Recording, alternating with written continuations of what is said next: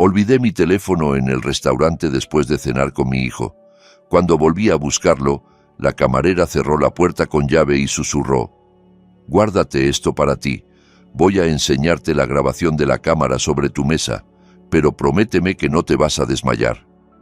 Lo que mi hijo hizo en ese video me hizo caer de rodillas. Durante 6 meses había estado envenenándome, riéndose mientras yo perdía los sentidos, planeando quedarse con una herencia de $120 millones. Él pensaba que me estaba muriendo. No tenía idea de que aquello era solo el comienzo. Lo que hice en los 5 días siguientes lo cambió todo. Y antes de seguir, dime, ¿desde qué lugar del mundo estás escuchando esta historia? Déjalo en los comentarios porque lo que voy a contarte podría ser también una advertencia para tu propia mesa. Aquella noche había cenado en La Cava de los Olivos, un restaurante elegante en el centro de Mendoza, uno de esos lugares donde las paredes de piedra guardan secretos de décadas y el aire huele a roble y a velas de cera. Mi hijo Benjamín había insistido en celebrar allí, aunque yo no tenía claro qué estábamos celebrando exactamente. Al llegar a casa, mientras buscaba las llaves en el bolsillo del abrigo, me di cuenta de que no llevaba el teléfono. El corazón me dio un vuelco menor, el fastidio habitual de quien olvida algo, y di la vuelta sin sospechar nada. 20 minutos después estaba otra vez frente a la puerta del restaurante, con el motor del coche aún tibio y la noche extendiéndose sobre Mendoza como un manto de terciopelo oscuro. La camarera que nos había atendido, una joven de cabello oscuro recogido en una trenza apretada y cuyo gafete decía Ana Beltrán, me abrió con el ceño fruncido de quien tiene algo importante que decir, pero no encuentra las palabras. En vez de devolvérmelo, cerró la puerta tras de mí y echó el pestillo con un chasquido que resonó en el silencio del comedor vacío. «Don Balmora», susurró con una urgencia que me heló la sangre. «Tiene que ver algo».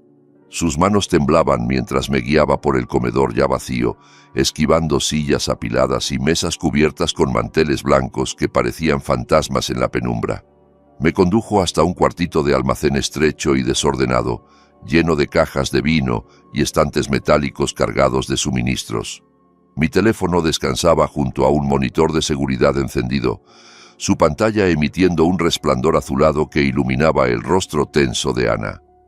Ella tecleó con dedos nerviosos, buscando entre las grabaciones de esa misma noche, retrocediendo minuto a minuto hasta encontrar lo que buscaba.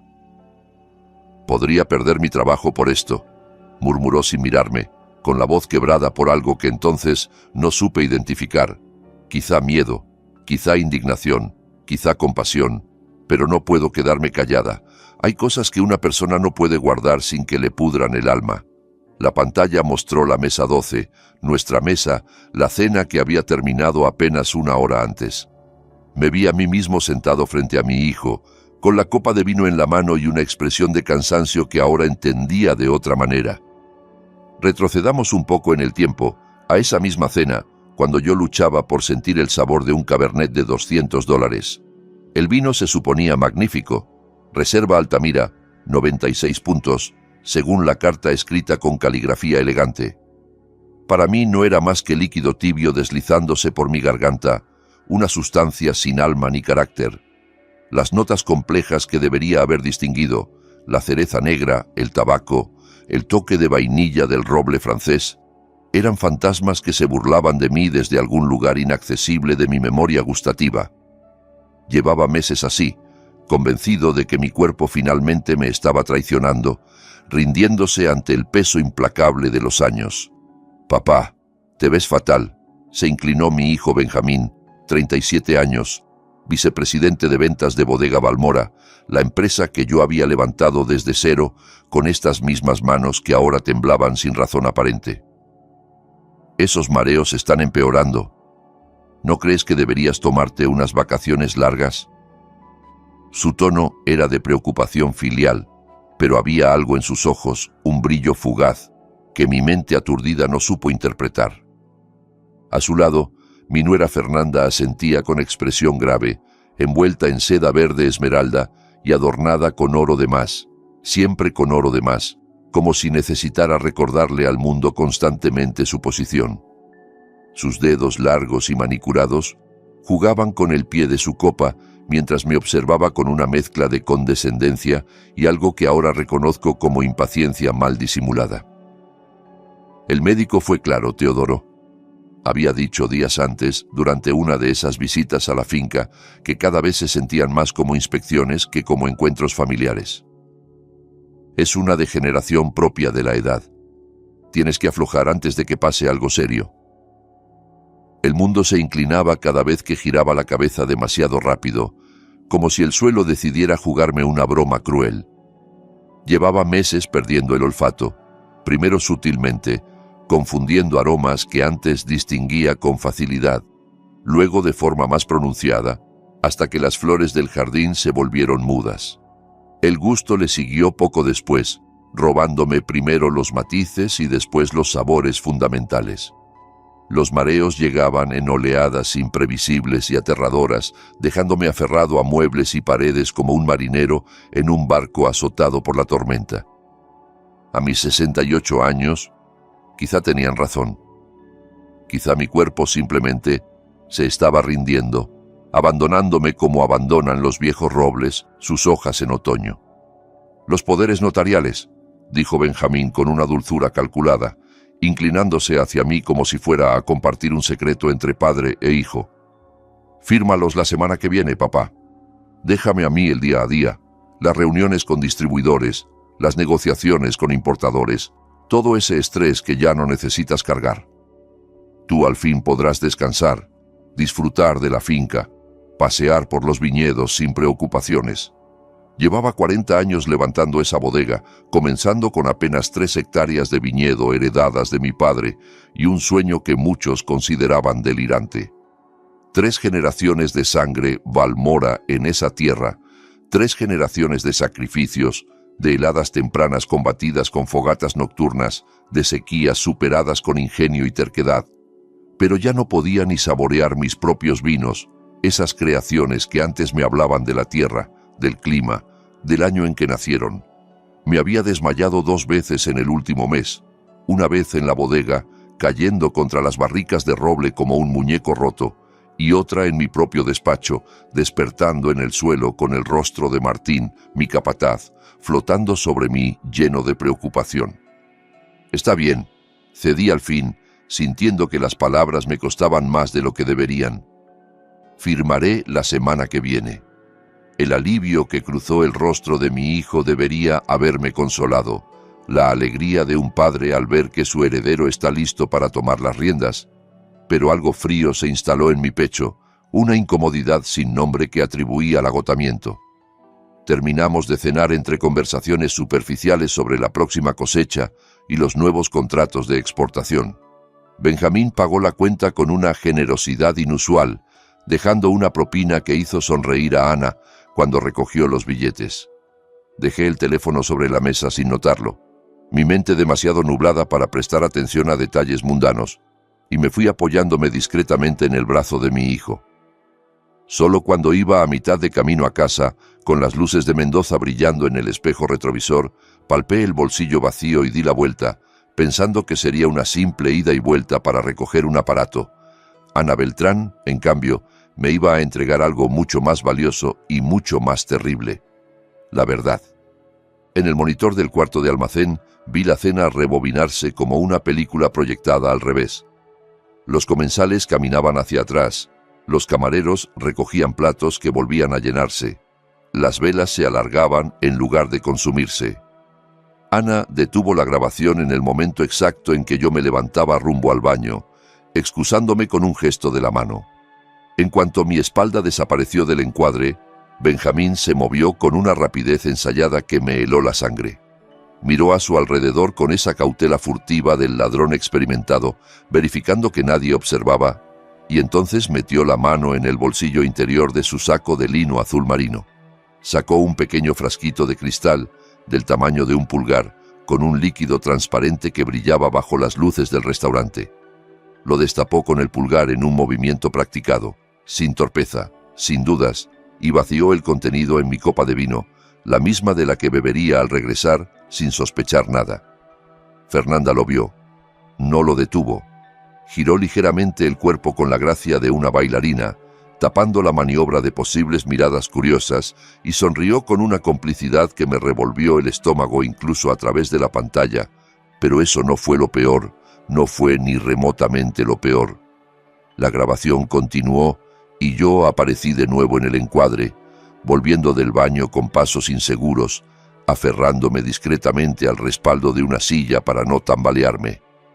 Me senté frente a mi copa envenenada, la tomé con naturalidad y di un sorbo, poniendo una mueca ante un sabor que apenas podía percibir. Benjamín esperó a que mirara hacia otro lado, hacia el ventanal que daba a la calle iluminada, y entonces hizo algo que ningún padre debería presenciar jamás. Encogió los hombros con gesto burlón, dejó que la cabeza le cayera hacia un lado imitando mi temblor, y su rostro se retorció en una caricatura cruel de mi confusión, de mi debilidad, de mi decadencia inventada. Fernanda se rió, muda en la grabación pero absolutamente inconfundible, tapándose la boca con la servilleta de lino blanco como una niña traviesa que celebra una broma pesada. Mi propio hijo envenenándome, burlándose de mí. Las piernas se me doblaron y caí de rodillas en el suelo de cemento de aquel cuarto de almacenamiento, entre cajas de aceite de oliva y botellas vacías que esperaban reciclaje. Sentí las manos de Ana sujetándome por los hombros con una fuerza sorprendente para su constitución menuda.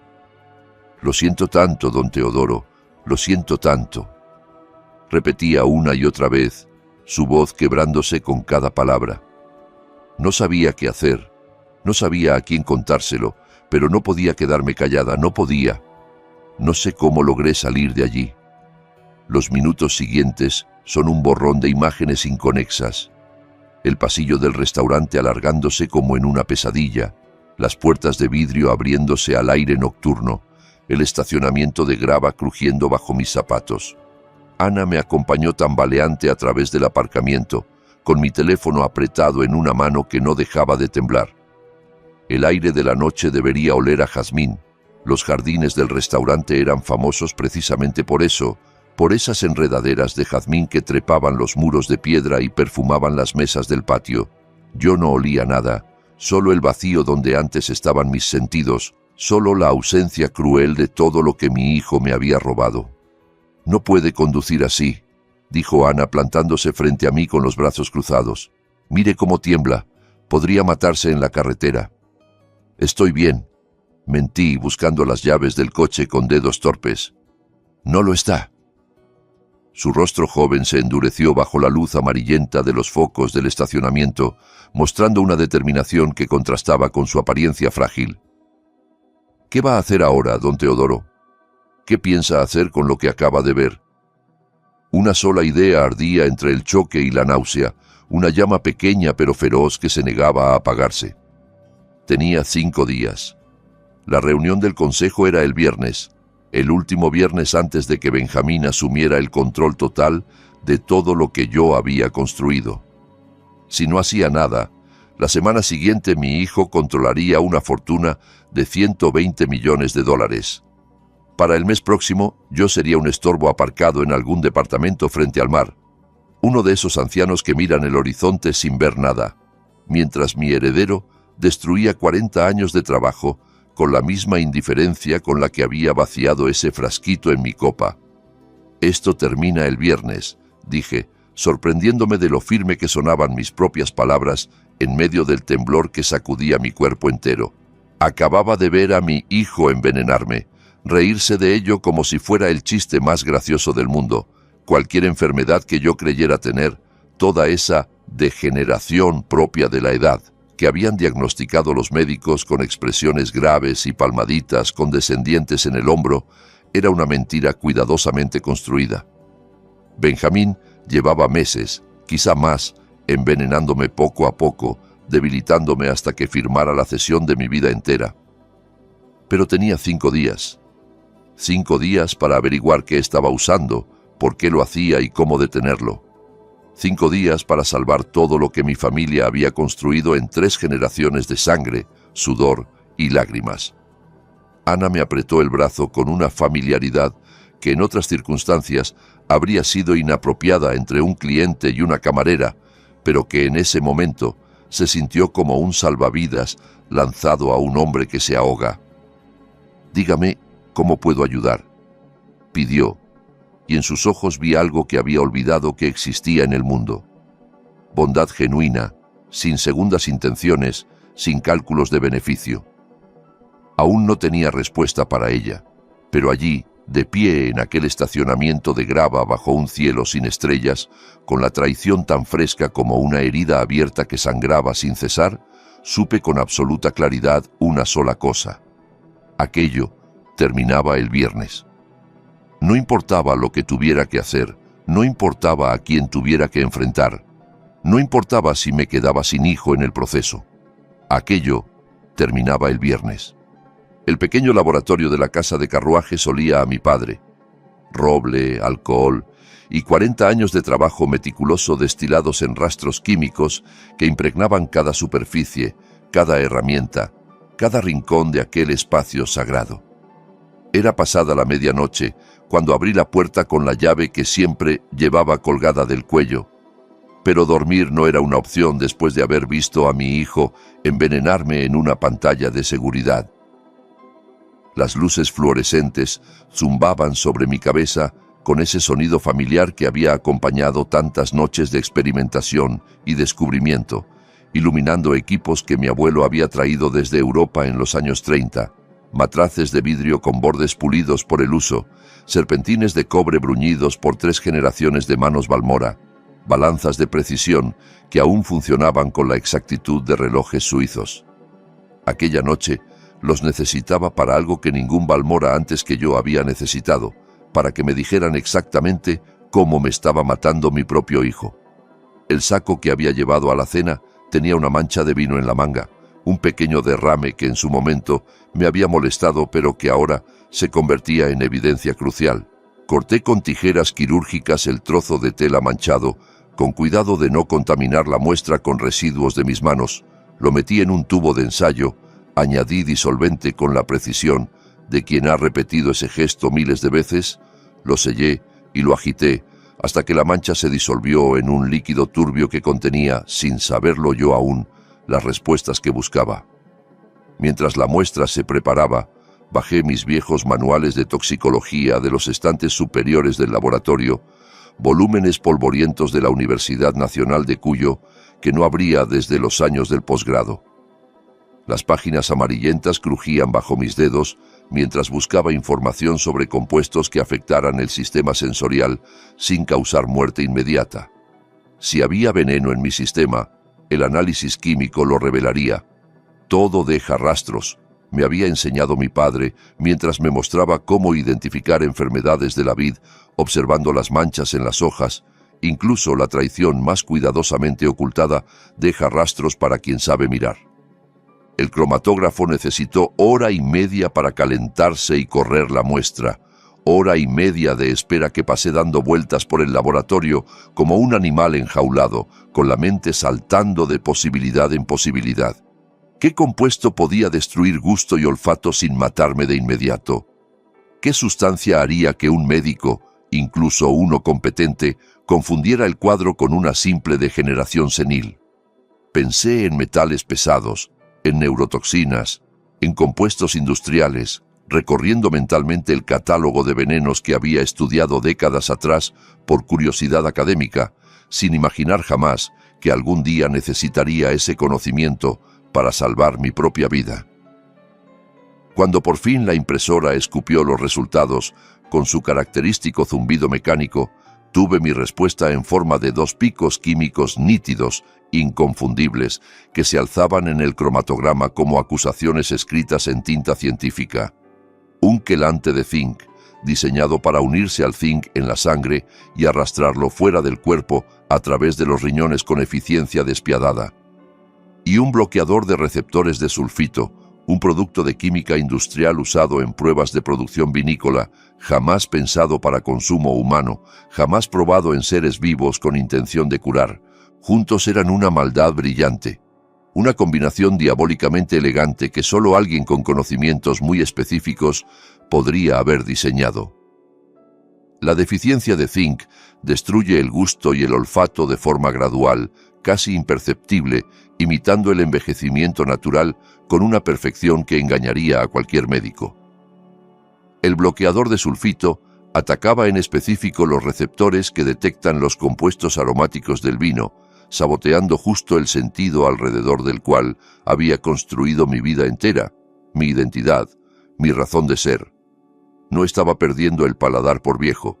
Benjamín lo estaba desmantelando pieza por pieza, con la paciencia de un relojero que desmonta un mecanismo complejo, sabiendo exactamente qué tornillo aflojar primero. Pero el hallazgo más importante fue otro, una revelación que me hizo soltar el aire que no sabía que estaba conteniendo. Ambos compuestos eran temporales, sus efectos podían revertirse. Si detenía la exposición de inmediato y suplementaba con zinc en dosis terapéuticas, mis sentidos regresarían despacio, pero por completo. Benjamín no quería que muriera, al menos no todavía. Me necesitaba roto, confundido, lo bastante desesperado como para firmarlo todo, lo bastante agradecido de tener un hijo que se hiciera cargo como para no hacer preguntas incómodas.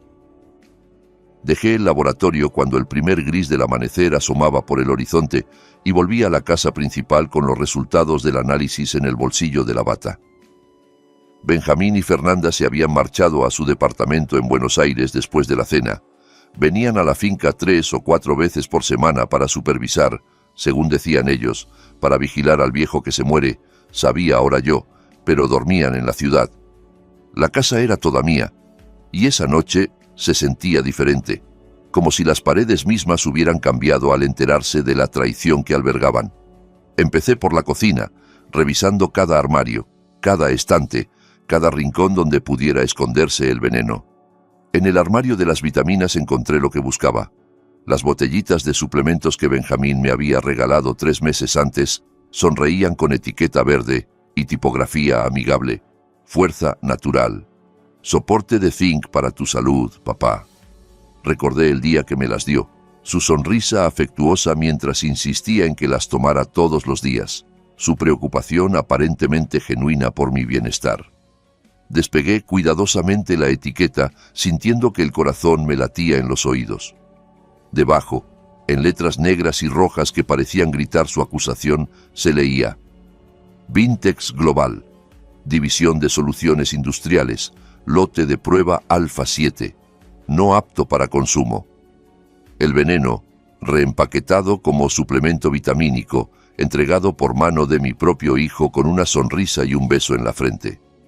Subí las escaleras hacia el antiguo dormitorio de Benjamín, la habitación que había ocupado desde los 5 años hasta que se fue a vivir solo a los 23. La puerta crujió al abrirse, revelando un espacio que él ya no usaba pero que mantenía como territorio propio, lleno de trofeos de polo de su juventud, fotografías de viajes exóticos, recuerdos de una vida que yo había financiado sin cuestionar. En el cesto del baño encontré más frasquitos vacíos, todos con el mismo logo corporativo, todos con la misma advertencia ignorada. Propiedad de Vintex Global. Prohibida su venta.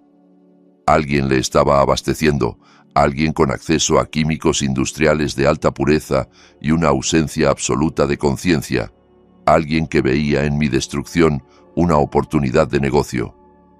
El cajón de su escritorio guardó la pieza final del rompecabezas, la clave que explicaba todo el horror. Deudas de juego, docenas de ellas, fichas de casino de Ciudad de Panamá, Punta del Este y Cancún, estados de cuenta bancarios con adelantos de efectivo rodeados en rojo desesperado, cada uno más grande que el anterior, cada uno cavando un hoyo más profundo. Total acumulado, $3.200.000. Pago exigido en 90 días, 3 meses, exactamente el periodo que llevaban mis síntomas. Si yo firmaba la semana siguiente, Benjamín controlaría una bodega valorada en $120 millones, más que suficiente para saldar sus deudas con generoso margen, más que suficiente, al parecer, para justificar destruir a su propio padre. Me senté en el viejo escritorio de caoba que había pertenecido a mi padre, el mismo donde él firmaba contratos cuando yo era niño, y lo observaba fascinado. rodeado ahora de pruebas de una traición que él jamás habría podido imaginar. Tras de mí, en su repisa de siempre, la fotografía de Catalina sonreía con esa luminosidad que el tiempo no había conseguido apagar. Su rostro risueño quedó congelado 20 años atrás en esa misma habitación, durante una tarde de vendimia, cuando la pillé con la cámara mientras ordenaba los libros de Benjamín. «Deja eso, Teodoro», me había dicho riendo, «estoy hecha un desastre». Pero para mí nunca estuvo más hermosa que en ese momento, con el pelo revuelto y las mejillas sonrojadas por el trabajo en el campo. Ahora la miraba con ojos nuevos, ojos que habían visto demasiado, y sentí que no podía enfrentar aquello solo. Benjamín tenía un socio, alguien en Vintex Global, le había proporcionado los compuestos y lo había ayudado a planearlo todo. Yo necesitaba a alguien en quien confiar ciegamente, alguien que no me cuestionara, que no dudara, que simplemente estuviera a mi lado como había estado durante 35 años de trabajo compartido. Alcancé el teléfono con manos que finalmente habían dejado de temblar y busqué el número de Martín Cruz, mi capataz, mi amigo, el hombre que conocía cada cepa de mis viñedos tan bien como conocía las líneas de su propia mano. Contestó al segundo timbrazo, con la voz ronca de quien ha sido arrancado del sueño profundo, pero no se queja. «Teodoro, son las 3 de la mañana. ¿Qué pasa?» «Te necesito en la finca», dije, sorprendiéndome de la calma antinatural de mi propia voz. «Ahora mismo. Y Martín, no se lo digas a nadie, ni a tu mujer, ni a los peones, ni a nadie». Hubo un silencio breve, pesado como plomo, lleno de preguntas que él tuvo la sabiduría de no hacer. Conocía ese tono, lo había escuchado antes, en las crisis de heladas tardías y plagas devastadoras, en los momentos en que todo pendía de un hilo y no había tiempo para explicaciones. «En 20 minutos estoy ahí», respondió simplemente, y colgó sin añadir una sola palabra.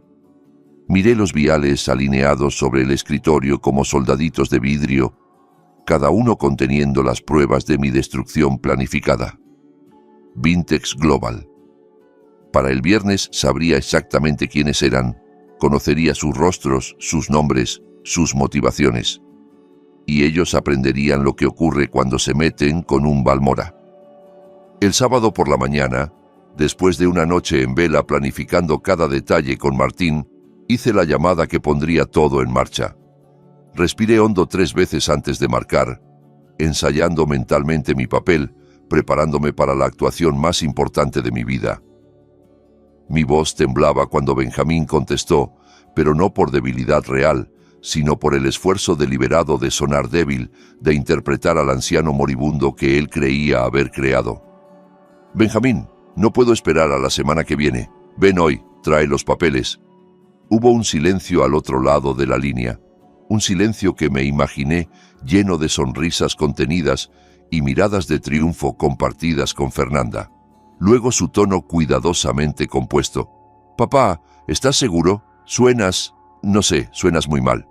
Desperté y no pude oler el café. Lo dejé resonar, quebrando adrede la voz como si estuviera a punto de llorar. «Nada, hijo. Ni amargo, ni dulce, ni nada. Se ha ido todo. No queda nada de mí».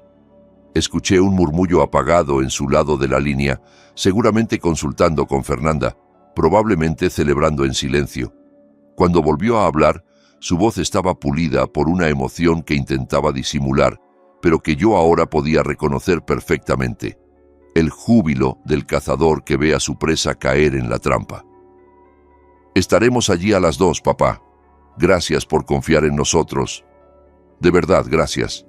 Me rendí por completo en la interpretación, dejando que mi voz sonara derrotada, rota, agradecida.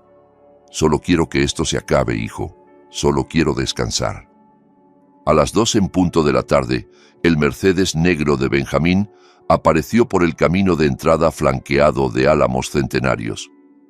Los observé desde la ventana del salón mientras aparcaban frente a la casa principal, mientras bajaban del coche con expresiones de preocupación cuidadosamente ensayadas, mientras sacaban una caja de pastelería y una carpeta de cuero que contenía mi sentencia de muerte civil.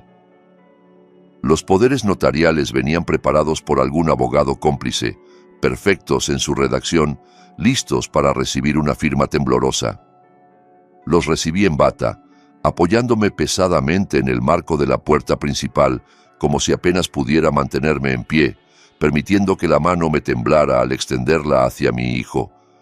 Los ojos de Benjamín brillaron un segundo con algo que se parecía mucho a la victoria antes de que lo ocultara bajo capas de preocupación filial.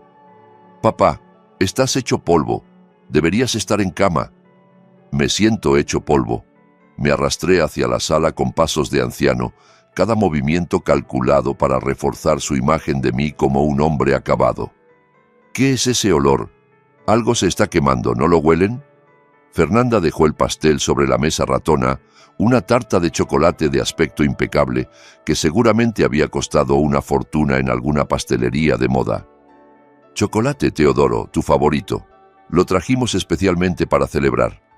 Me incliné sobre la caja con expresión confundida y di un respingo exagerado, retrocediendo como si el olor me hubiera agredido. «Eso no es chocolate. Huele a caucho quemado, a químicos. ¿Quieren envenenarme aquí mismo en mi propia casa?» La mano de Benjamín se posó sobre mi hombro con esa familiaridad que ahora me resultaba obscena. «Papá, tu nariz está confundida, ya lo sabes.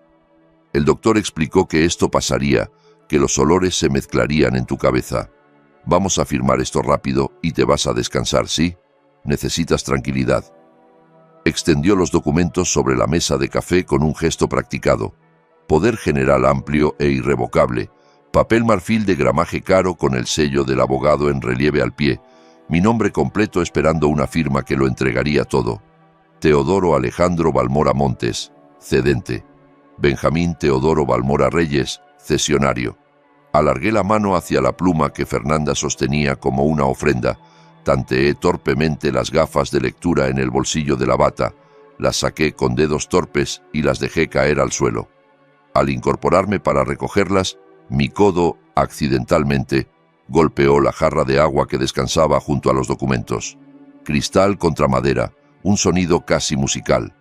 El agua se desparramó en cascada sobre las hojas notariales.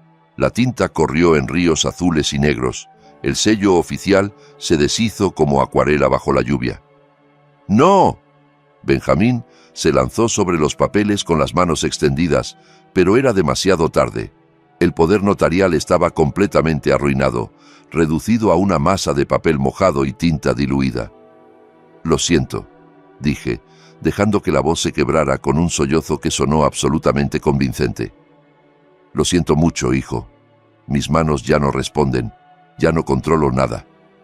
Se quedó de pie con las hojas chorreando entre los dedos, los nudillos blancos de la fuerza con que las apretaba, el rostro oscilando entre la rabia asesina y la paciencia impostada de quien sabe que debe mantener el disfraz un poco más. «Está bien, papá», masculló entre dientes, cada palabra costándole un esfuerzo visible. «Imprimimos otros el lunes. No es problema». «No», repuse con aire perdido, mirando a mi alrededor como si no reconociera la habitación. «En la oficina, el viernes». Lo miré directamente a los ojos con expresión de confusión senil. «La reunión del consejo, ¿recuerdas? Todos los directivos estarán allí. Si voy a firmar 40 años de mi vida, quiero testigos. Quiero que todos sepan que fue mi decisión, que nadie me obligó, que lo hice con plena conciencia». Benjamín intercambió una mirada rápida con Fernanda, una conversación silenciosa de medio segundo que yo intercepté perfectamente. Ella asintió apenas. Testigos harían más difícil impugnar nada después, harían la cesión más sólida, más irrevocable. Si el viejo quería público para su rendición, que lo tuviera. «Está bien, papá. El viernes en la reunión del consejo, como tú quieras». Se marcharon poco después, con el pastel intacto y las promesas de volver pronto para cuidarme. Vi su coche desaparecer por el camino arbolado, las luces traseras brillando rojas entre los troncos de los álamos, y esperé a que cayera la noche antes de moverme de la ventana. El sol se puso sobre los viñedos en una explosión de naranjas y púrpuras que debería haber sido hermosa, pero que a mí me pareció la cuenta regresiva hacia el viernes, hacia el momento de la verdad. Martín llegó pasadas las 11, aparcando su vieja camioneta detrás del granero abandonado, donde nadie podría verla desde el camino principal. Nos encontramos bajo el gran roble del extremo este de la propiedad, el mismo árbol centenario bajo el que mi padre me enseñó a podar vides hace 50 años, cuando yo era un niño que creía que la tierra y la sangre eran lo mismo, que la familia y la lealtad eran sinónimos. Las ramas del roble se extendían sobre nosotros como brazos protectores, y la luna llena proyectaba sombras plateadas sobre la hierba húmeda de rocío. ¿De qué se trata todo esto, Teodoro?, preguntó Martín con la voz áspera de preocupación y los ojos recorriendo mi rostro en busca de respuestas. Me tienes con el alma en vilo desde tu llamada. Le puse el vial de veneno en la mano, el mismo que había encontrado en la habitación de Benjamín, con la etiqueta de Vintex Global brillando bajo la luz de la luna. Mi hijo me está envenenando, dije, y las palabras sonaron extrañas incluso para mí, como si estuviera describiendo la trama de una novela barata y no mi propia vida. Esto es lo que está usando.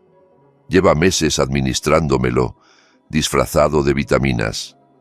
Martín alzó el frasco hacia la luz plateada, luego me miró con esos ojos que habían visto crecer mis viñedos desde plántulas, que habían celebrado conmigo cada vendimia exitosa y llorado conmigo cada helada devastadora. No hizo una sola pregunta, no dudó de mí ni por un segundo, no pidió pruebas ni explicaciones. ¿Qué necesitas que haga?, preguntó simplemente, como si le hubiera pedido que moviera unas barricas de sitio. La colección de añadas. Cada botella. Hay que sacarlas de aquí antes del viernes. La colección representaba el trabajo de 3 generaciones, millones de dólares en vino que no podía reemplazarse, la memoria líquida de mi familia embotellada en vidrio y corcho. ¿Llevarlas dónde? A cualquier lugar donde Benjamín no pueda encontrarlas. Mantuve la voz firme, aunque por dentro sentía que algo se desgarraba. Planea destruirlas. Lo escuché hablando por teléfono, mencionando camiones cisterna que llegarán el viernes por la noche. Van a tirar cada barrica, cada botella, convertir 40 años de arte en producto industrial de desecho. Las quiero fuera de la finca para el jueves por la noche, antes de que él llegue. Martín guardó silencio durante un momento largo, procesando la magnitud de lo que le pedía. Mover la colección completa en secreto requeriría camiones, equipo, personal de confianza, coordinación perfecta. Un solo error, un solo testigo indiscreto, y todo se vendría abajo. Luego me apretó el hombro con una fuerza que decía más que cualquier palabra de aliento.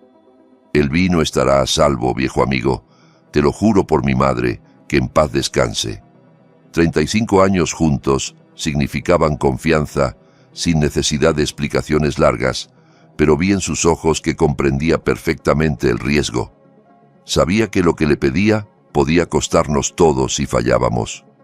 Sabía que estábamos jugándonos no solo el vino, sino posiblemente nuestra libertad.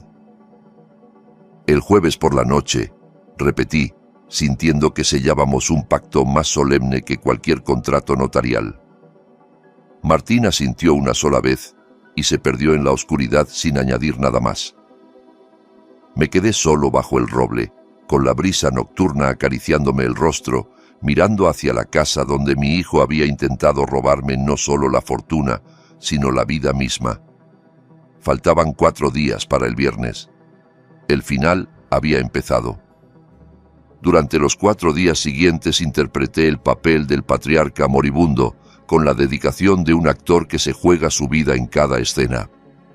Arrastraba los pies cuando sabía que alguien me observaba, caminando con esa torpeza que Benjamín esperaba ver. Fingía tropezar con los muebles, derramaba líquidos, accidentalmente. Me dejaba ver exactamente como ellos querían verme. Débil, confundido, acabado. Cuando los sirvientes de la casa me servían la comida, yo probaba un bocado con expresión vacía y declaraba que no sabía nada, que todo era cartón y ceniza. Pero a solas en el laboratorio de la casa de carruajes, lejos de miradas curiosas, Estaba sanando con una determinación feroz. Bebía soluciones ricas en zinc 3 veces al día, preparadas según fórmulas que había encontrado en mis viejos manuales de bioquímica. Hacía desintoxicación con carbón activado y cardo mariano, purgando mi sistema de los venenos que mi hijo había introducido en él con tanta paciencia. Para el lunes ya podía saborear la amargura del café, ese primer sorbo matutino que durante meses había sido solo agua tibia y oscura. El martes, las barricas de roble en la bodega volvían a oler a madera y taninos, a ese perfume complejo que había sido mi hogar olfativo durante 40 años. Lo oculté con cuidado, representando mi papel con disciplina de acero. Cuando Benjamín venía, y ahora venía muy seguido, casi todos los días, dando vueltas por la finca como buitre que huele carroña próxima, yo entornaba los ojos ante etiquetas que podía leer perfectamente sin gafas. Me acercaba copas de vino a la nariz y las declaraba completamente inodoras con expresión de tristeza. «Ya no huelo nada, hijo, absolutamente nada», me quejaba con voz quebrada, y él asentía con esa compasión fingida que ahora me resultaba tan transparente como el cristal. Con cada visita se sentía más seguro, más confiado, más descuidado en sus precauciones. Dejaba el teléfono sobre la mesa durante las comidas. Hablaba de sus planes con Fernanda sin molestarse en bajar la voz. Daba por sentado que el viejo sordo, ciego y confundido que tenía enfrente ya no representaba amenaza alguna. El miércoles por la tarde logré el golpe de información que necesitaba. Me senté en el sillón de orejas de la sala, fingiendo una siesta con los ojos entrecerrados, mientras Benjamín paseaba por el jardín adyacente con el teléfono pegado a la oreja. Creyó que las puertas de vidrio estaban completamente cerradas, pero yo las había dejado entreabiertas exactamente 5 centímetros, lo suficiente para que su voz se colara con claridad mientras las cortinas ocultaban la rendija. «El viernes por la noche entran los camiones cisterna», decía, con ese tono de ejecutivo que da órdenes y espera obediencia. «Tendremos cuadrillas trabajando todo el fin de semana, 24 horas si hace falta. Lo tiramos todo, cada barrica, cada botella. El lunes por la mañana tendremos efectivo en las cuentas». Hubo una pausa mientras escuchaba la respuesta al otro lado, y pude imaginar a su interlocutor haciendo números, calculando márgenes, planificando la destrucción de mi legado como si fuera un simple problema logístico. «Me da igual lo que valga en subasta». Su voz se volvió afilada, impaciente. «Necesito liquidez ya, no dentro de 6 meses. El casino no va a esperar. Procesen todo como base alcohólica industrial, ingrediente para productos de limpieza, lo que sea más rápido. Nadie tiene por qué saber que estamos tirando por el desagüe 30 millones de dólares en vino de colección. Lo que importa es la velocidad».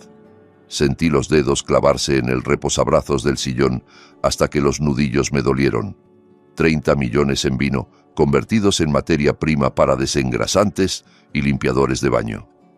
El reserva del 74 que había elaborado con Catalina durante nuestra luna de miel, el Malbec del 82 que ganó medalla de oro en Madrid, el gran reserva del 98 que los críticos todavía citaban como obra maestra de la enología argentina, todo reducido a componente industrial sin nombre ni historia. «Sí, el viejo firma el viernes por la mañana», continuó Benjamín, y su voz adquirió un tono de burla que me atravesó como un cuchillo. «Después de eso, la finca es legalmente mía. Rebrand completo al final de mes, tu línea limpia y fresca en los estantes de supermercado para la campaña de Navidad». Soltó una carcajada que resonó a través del cristal. Créeme, Teodoro Balmora no sabrá ni qué lo golpeó.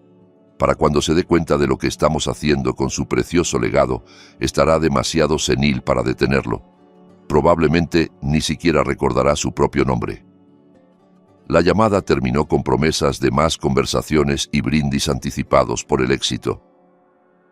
Benjamín volvió a entrar por la puerta del jardín, me vio aparentemente dormido en el sillón con la boca entreabierta y sonrió con satisfacción antes de subir las escaleras hacia su antigua habitación.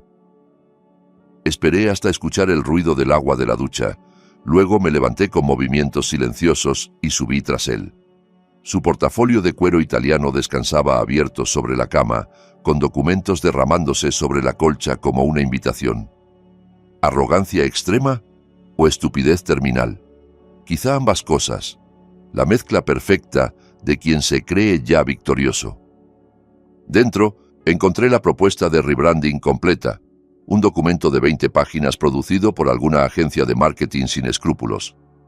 La primera página mostraba el logo de Bodega Balmora, la elegante caligrafía enroscada en sarmientos de vid que mi abuelo había diseñado en 1952, cuando todavía creía que el nombre de la familia significaría algo para siempre. Una gran X roja lo tachaba de esquina a esquina con la palabra obsoleto estampada encima en letras mayúsculas. La página siguiente me revolvió el estómago con tanta fuerza que tuve que apoyarme en el escritorio para no caer. Un logo nuevo, en verde chillón y naranja estridente, con una tipografía gruesa y sin gracia que parecía diseñada para gritar desde estantes de supermercado barato. Balmora fresco en limpio. Debajo, mock-ups de productos que parecían sacados de una pesadilla. Mis botellas de cristal soplado a mano, las mismas que alguna vez contuvieron añadas legendarias como Atardecer en Altamira o Otoño Dorado, ahora llenas de líquidos de colores artificiales. Las etiquetas rediseñadas anunciaban limpiador multiusos para baño, fórmula tradicional, gel poder para inodoros, aroma campestre, destapacaños máximo rendimiento, la fragancia de lo limpio, by Balmora. El lema corporativo al pie era una perversión obscena de todo lo que habíamos construido, 3 generaciones de pureza al servicio de tu hogar. No solo se quedaban con la bodega, iban a convertir 3 generaciones de artesanía, de dedicación, de amor por la tierra y el oficio, en productos químicos de baño que se venderían en promoción de 3x2. Mi nombre, la memoria de Catalina tejida en cada etiqueta, el legado de mi padre que había pasado su vida entera perfeccionando el arte del vino, todo reducido a comerciales de televisión con jingles pegajosos sobre inodoros brillantes. Pensé en la foto de Catalina en el laboratorio, su risa cristalina mientras me ayudaba a ensamblar la añada del 98, probando mezclas hasta encontrar el equilibrio perfecto. «Esta es especial, Teodoro», me dijo aquella tarde de otoño con los ojos brillantes de emoción. «La gente se acordará de este vino mucho tiempo después de que ya no estemos». Lo recordarían, sí, pero como ingrediente de destapacaños barato, como la marca detrás del limpiador de baño en promoción. Cerré el portafolio con las manos sorprendentemente firmes, pese a la rabia que me quemaba las entrañas. Benjamín quería tirar por el desagüe mi trabajo entero, literal y metafóricamente, y no solo eso, quería profanar el nombre Balmora hasta que no quedara nada de dignidad en él. El jueves por la noche llegarían los camiones de Martín. Benjamín aún no lo sabía, pero su preciada colección, cada botella que planeaba destruir, desaparecería en la oscuridad. Y el viernes por la mañana, cuando descubriera lo que había pasado, cuando se plantara en esas bodegas vacías, rodeado solo de su propia codicia y sus planes destrozados, yo estaría allí para ver cómo se le derrumbaba el mundo. Las bodegas subterráneas siempre me habían parecido una catedral. Muros de piedra de 1,5 metros de grosor, construidos hace más de un siglo para mantener la temperatura perfecta, aire fresco y quieto perfumado de roble y tomillo silvestre, techos abovedados que amplificaban cada susurro hasta convertirlo en eco sagrado. Aquella noche del jueves se sentían como una cámara acorazada que íbamos a vaciar, solo que los ladrones eran ellos, y nosotros éramos los guardianes rescatando un tesoro que les habíamos prestado por error. El camión refrigerado de Martín se arrimó a la puerta de carga lateral a las 11 en punto, con las luces apagadas y el motor ronroneando en punto muerto.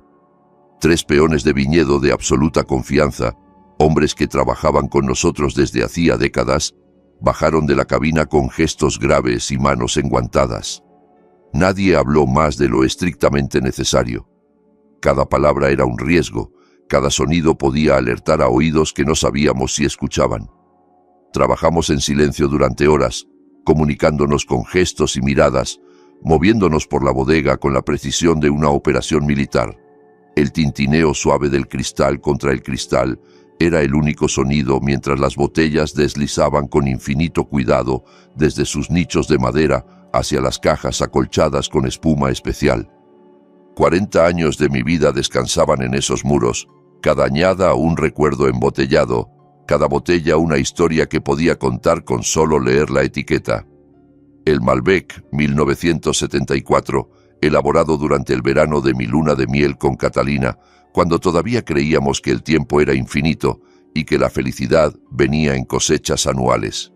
El Cabernet 1982, que ganó oro en el concurso internacional de Madrid, la noche que brindamos hasta el amanecer, y Benjamín, con apenas 5 años, se quedó dormido sobre mi regazo mientras los corchos saltaban a nuestro alrededor. El Gran Reserva 1998, que los críticos internacionales todavía llamaban mi obra maestra, el vino que me puso en el mapa mundial y que representaba todo lo que había aprendido en 4 décadas de prueba, error y perfeccionamiento. Y el Reserva Especial 1987, el año del nacimiento de Benjamín. Ese año hice 20 cajas, 240 botellas en total, y guardé cada una con el cuidado de quien preserva reliquias sagradas. Estaban destinadas a abrirse en los hitos de su vida, su graduación universitaria, su boda con la mujer correcta, el nacimiento de su primer hijo, la tarde gloriosa en que tomaría las riendas de la bodega con orgullo y gratitud, no con veneno y mentiras. Celebraciones que nunca llegarían, brindis que jamás se harían. Saqué una de esas botellas del 87 de su casillero con la reverencia de quien sostiene algo sagrado. La etiqueta estaba levemente amarillenta tras 37 años de espera paciente. El lacre de cera roja que sellaba el corcho mostraba grietas finas como arrugas de anciano sabio. Dentro, el vino había madurado con la paciencia de quien conoce su destino, esperando un momento digno de su contenido, un momento que mi hijo había decidido no merecer. La hice cuando él nació, dije en voz baja, casi para mí mismo. Martín se había acercado silenciosamente a mi lado, su sombra alargándose junto a la mía sobre el suelo de piedra. Recuerdo el día exacto en que la embotellé. Catalina sostenía a Benjamín en brazos, envuelto en una manta azul, y yo le prometí que cada gota de este vino llevaría su nombre. La reservé para el día en que se la ganara, para el momento en que demostrara ser digno del legado Balmora. Martín miró la botella con ojos que habían visto nacer y morir generaciones de vides, y luego me miró a mí. Su rostro curtido por décadas de sol y viento estaba triste, pero firme como la piedra de las bodegas. «Guárdala para alguien que lo merezca, Teodoro», dijo con la sencillez de quien expresa verdades fundamentales. «El vino no tiene la culpa de nada». Asentí una sola vez, sintiendo que algo se rompía dentro de mí al mismo tiempo que algo nuevo nacía, y la coloqué con un respeto casi ceremonioso en la caja acolchada que esperaba su turno de partir. Alguien bebería ese vino algún día, alguien que entendiera lo que significa construir algo despacio, con paciencia y amor, ladrillo sobre ladrillo, vendimia tras vendimia. Solo que ese alguien no sería mi hijo. El equipo trabajó toda la noche con una disciplina metódica que habría impresionado a cualquier observador.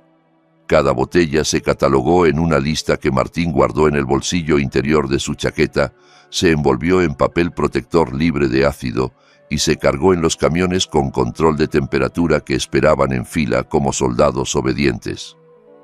Las reservas de los años 50 que mi padre había elaborado con sus propias manos, cuando la bodega era apenas un sueño y un puñado de viñas, salieron primero, las más frágiles, las más valiosas, las que contenían el ADN original de todo lo que vino después.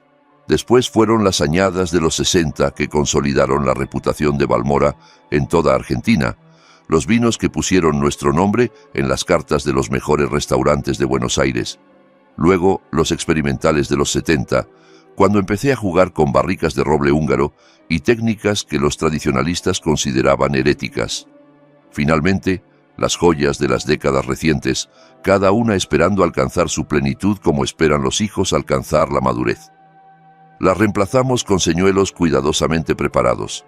Botellas del mismo formato llenas de agua teñida de rojo con colorante alimentario de grado industrial, perfumadas con un aroma sintético a vino barato que Martín compró en efectivo en un almacén de insumos para restaurantes en las afueras de la ciudad, donde nadie hacía preguntas.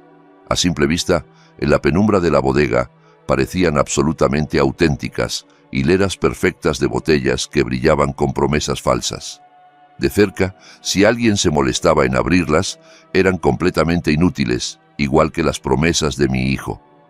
A las 5 de la mañana, cuando el cielo comenzaba a aclararse por el este anunciando un nuevo día, el último camión refrigerado se perdió en la penumbra gris previa al amanecer, llevándose consigo la historia completa de mi familia embotellada en vidrio y esperanza.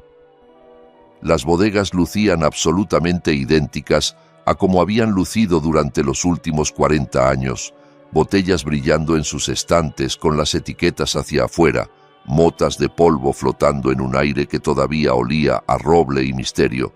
Pero cada una de esas botellas era ahora una mentira cuidadosamente construida, una trampa esperando a su víctima, un espejo que reflejaría la codicia de mi hijo de vuelta hacia su rostro.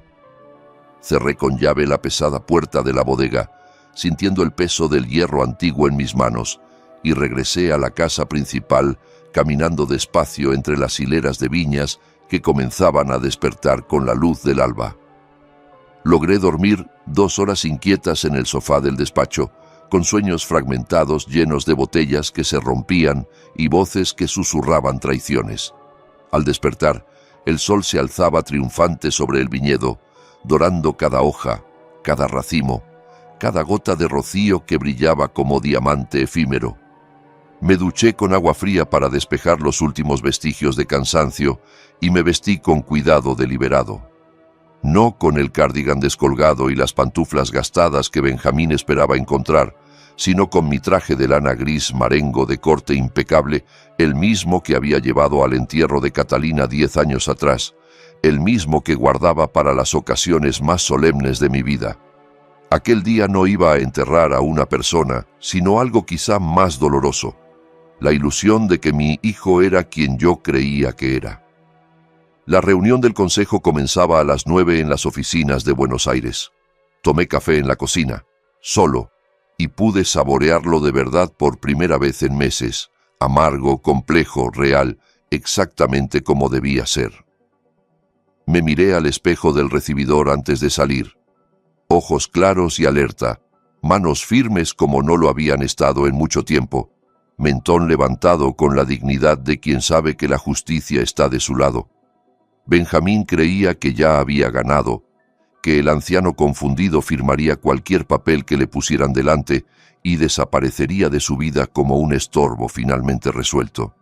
Estaba a punto de descubrir lo que pasa cuando intentas destruir a un Balmora en su propia tierra.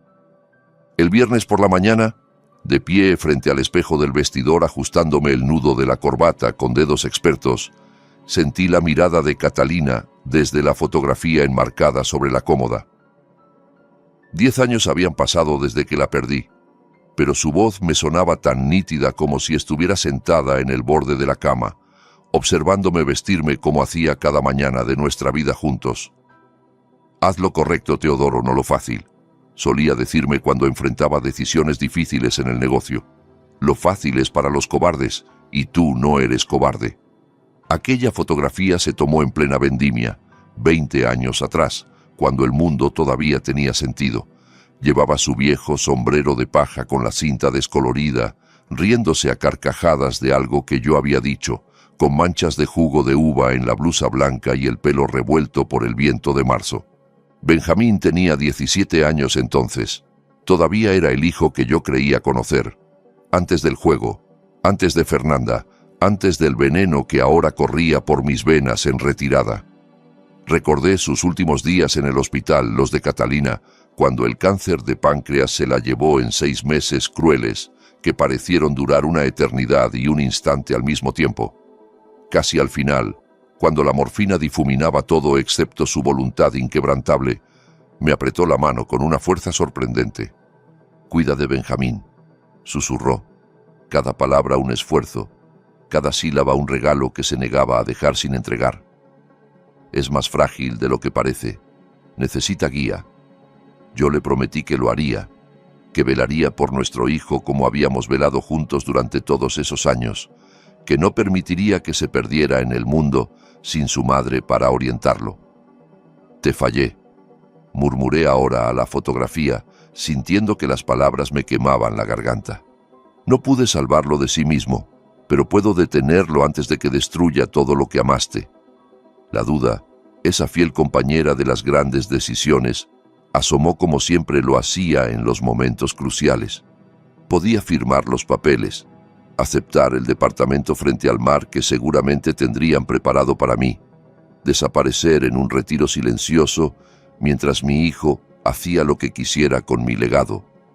Era Benjamín, mi único hijo, el bebé que Catalina y yo habíamos acunado durante noches de fiebre, el niño que aprendió a caminar entre barricas de vino, el adolescente que prometió continuar nuestra obra con la misma pasión con que nosotros la habíamos creado.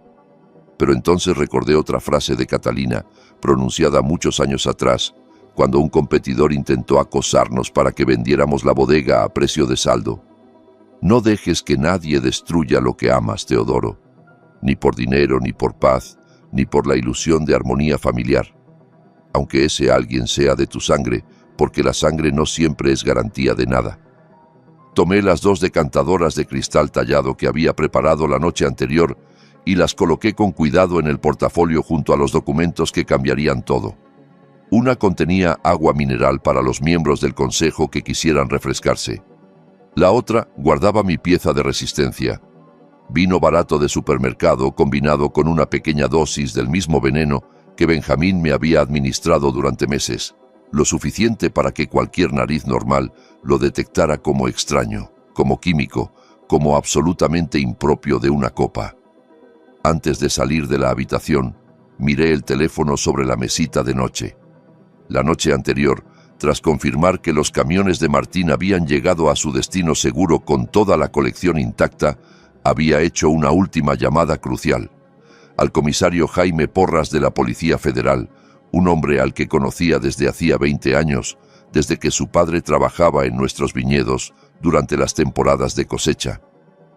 «Estaré ahí el viernes por la mañana, don Teodoro», me aseguró con esa voz grave que imponía respeto. «Solo deme la señal cuando sea el momento, y mis hombres entrarán. Confíe en mí como yo confié en su vino durante mi boda». El trayecto hasta Buenos Aires duró exactamente 1 hora, atravesando el Valle de Mendoza, mientras el sol temprano de la mañana bañaba los viñedos de luz dorada.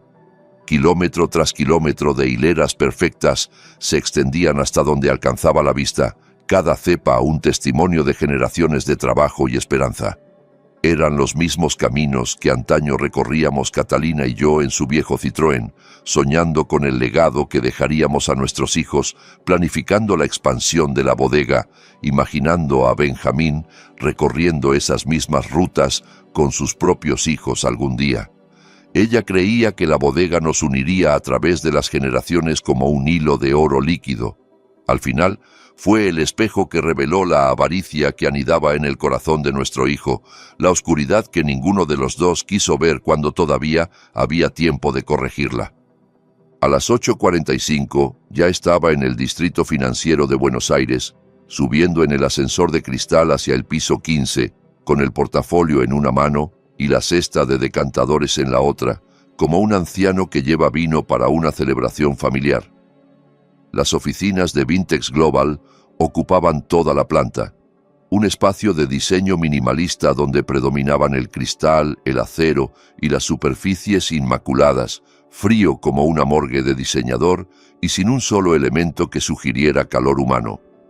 Las puertas de la sala de juntas estaban abiertas de par en par, invitándome a entrar como la araña invita a la mosca. Crucé el umbral con pasos deliberadamente lentos, apoyándome en el marco como si necesitara recuperar el aliento, y entonces lo vi. Sentado en la cabecera de la mesa de reuniones, con un traje de 3 piezas que debía costar lo que un peón de viña ganaba en un año, estaba un fantasma de mi pasado, un hombre al que nunca pensé volver a ver. la persona en quien había confiado más que en nadie durante los años de juventud, antes de que nuestros caminos se separaran por diferencias que entonces parecían irreconciliables. Mi antiguo mejor amigo. Lorenzo Garrido se veía casi igual que 30 años atrás, solo que refinado y pulido por décadas de riqueza y poder. La misma mandíbula afilada que le daba aspecto de depredador elegante, la misma inclinación arrogante de la cabeza que sugería que el mundo le debía algo. El éxito lo había vuelto más pulcro, más caro, más seguro de sí mismo, pero no había cambiado lo esencial. En sus ojos seguía brillando esa necesidad ansiosa de ganar siempre, de demostrar que tenía razón, de aplastar a cualquiera que se interpusiera en su camino. Dejé mi portafolio sobre la mesa pulida con un golpe suave que resonó en el silencio expectante. Lorenzo Garrido, dije con voz perfectamente controlada. Debí imaginarlo, debí saber que estarías detrás de algo tan retorcido. Sonrió con la suavidad de un brandy añejo, esa sonrisa que recordaba de nuestros días de universidad, cuando todavía éramos jóvenes, lo suficiente para creer que la amistad duraba para siempre. Teodoro, ¿cuánto tiempo sin vernos? Qué alegría que hayas podido venir personalmente. ¿De verdad es una alegría? Arrastré la silla con calma estudiada, dejando que el silencio se estirara hasta volverse incómodo.